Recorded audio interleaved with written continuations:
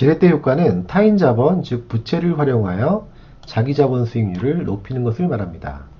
쉽게 말해서 은행 돈을 잘 쓰면 자기 자본에 대한 수익률을 높일 수 있다는 거죠. 여기서 자기 자본 수익률은 지분 투자액분의 지분 수익으로 표현할 수 있습니다. 사실 자기 자본 수익률은 말 그대로 자기 자본과 수익의 비율이잖아요. 따라서 분모는 자기 자본이 와야 돼요. 지분 투자액은 자기 자본의 다른 표현이죠. 좀 더 쉽게 표현하자면은 내 돈 투자액, 내 돈으로 투자한 금액이라고도 표현할 수 있겠습니다. 한편 지분 수익은 지분 투자액에서 생기는 수익을 말해요. 그런데 지분 수익은 총 수익에서 저당 수익을 빼서 구하기도 합니다.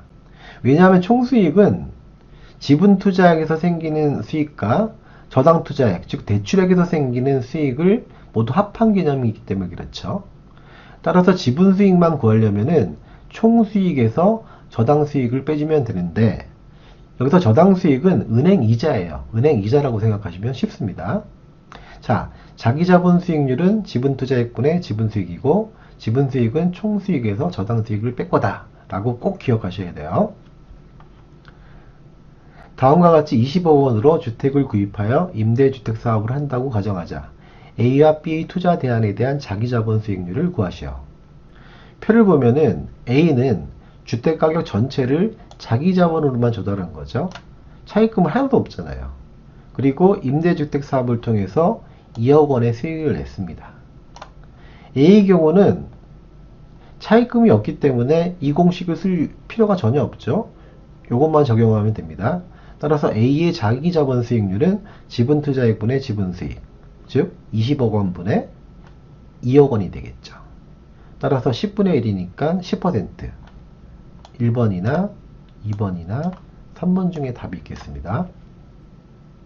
한편 B의 경우는 주택가격 20억 원 중에서 2억 원만 자기 자본으로 조달하고 나머지는 빚을 낸 거죠.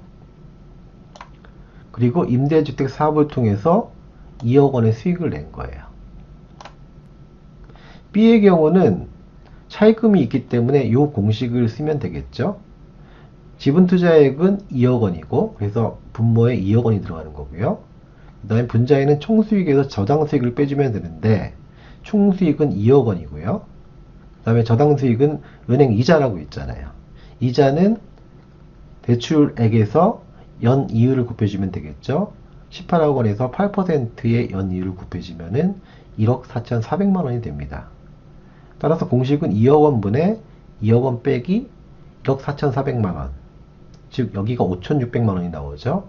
2억 원분의 5,600만 원은 28%가 됩니다. 따라서 답은 2번이죠.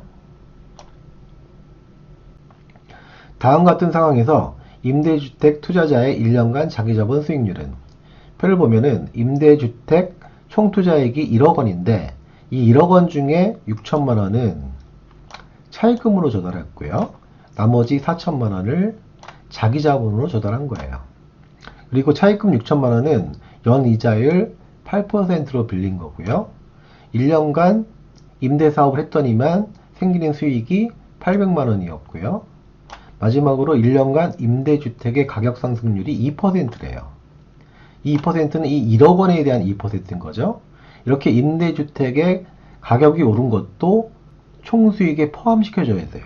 따라서 이 두 가지가 총수익이 되겠죠.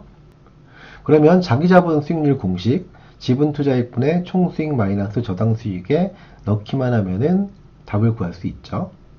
일단 분모가 지분투자액이기 때문에 이 4천만원, 4천만원을 분모에 넣어주고요.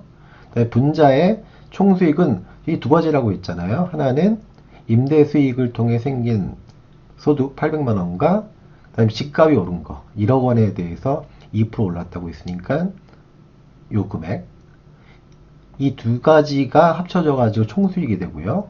저당수익은 은행 이자라고 있잖아요.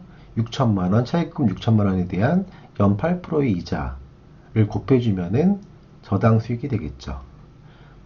이걸 계산해주면 13%가 나옵니다. 답은 3번이죠. 부동산 투자 시 기억, 타인 자본을 활용하지 않는 경우, 즉 자기 자본으로만 조달하는 경우죠. 니은, 타인 자본을 50% 활용하는 경우 각각의 1년간 자기자본 수익률은. 표를 보면 기간 초 부동산 가격이 10억 원이죠. 즉 10억 원의 부동산을 산 거예요. 그래서 이 부동산을 1년간 잘 운영했더니만 3천만 원의 수익이 발생했고요. 또 1년 사이에 부동산 가격이 올랐어요. 2%.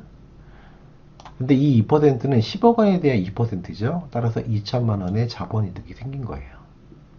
이 두 가지, 즉 순영업 소득 3천만 원과 부동산 가격 상승분 2천만 원을 합쳐가지고 총 수익으로 계산해 줘야 돼요. 이후 부동산을 처분했고요. 대출 조건은 연이율 4%인데 이 조건은 니은의 경우에만 적용하면 되죠.